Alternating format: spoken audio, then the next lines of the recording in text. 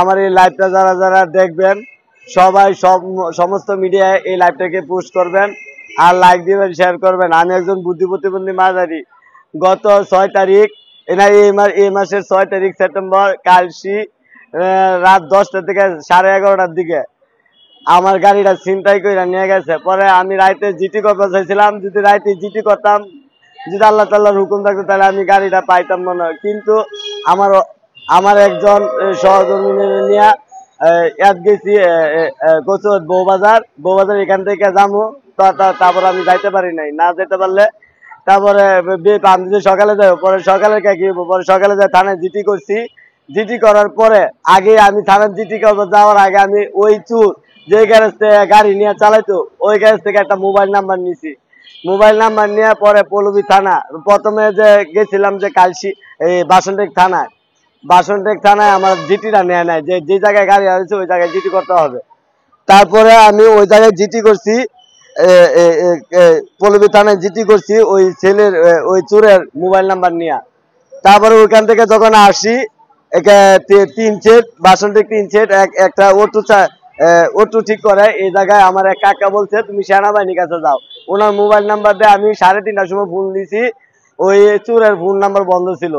তারপর আমি সেনাবাহিনীর মাধ্যমে ওদের যে চোরের বাইরে ধরছিলাম, চোরের বাইরে যখন মার যে পানিশমেন্ট দিল দিয়া তার বাপের আনলো, তখন ওই চোরের ভাইয়ের হুর বাইট ওই চোরের আটকাইছে চাঁদপুর ঠিকানা নিয়ে আটকাইছে বেড়া ভাঙ্গা। 8 তারিখ বেড়া ভাঙ্গা পালাইছে। তারপরে দ্বিতীয় চোর সুমন, ওইটা মিরপুর আহমদনগর 1 নাম্বার ইসাকা রোড, এই লোকেশন হ্যাক করে 3 ঘন্টা সেনাবাহিনীরা ঘুরাইছে, গাম জড়াইছে। আমি চাই আমার এই নিউজের মাধ্যমে বাংলাদেশ সেনাবাহিনী আর সমস্ত জনসাধারণ আর সমস্ত প্রতিবন্ধী যাতে এক হয়ে আমার এই গাড়ি উদ্ধার করার জন্য সাহায্য করে।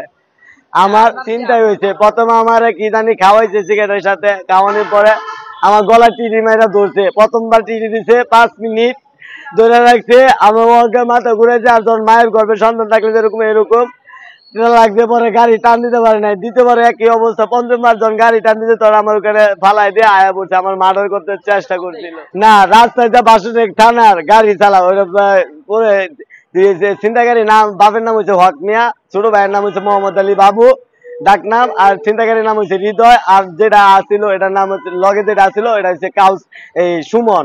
তাদেরকে আপনি চিনেন কিভাবে? তাদেরকে রাস্তায় যে গাড়ি চালায় ওই মাধ্যমে আমি চিনি। সুমনও গাড়ি চালায়, নয় হৃদয় গাড়ি চালায়। যারা আপনার গাড়ি ছিনতাই করছে তারাও গাড়ি চালায়?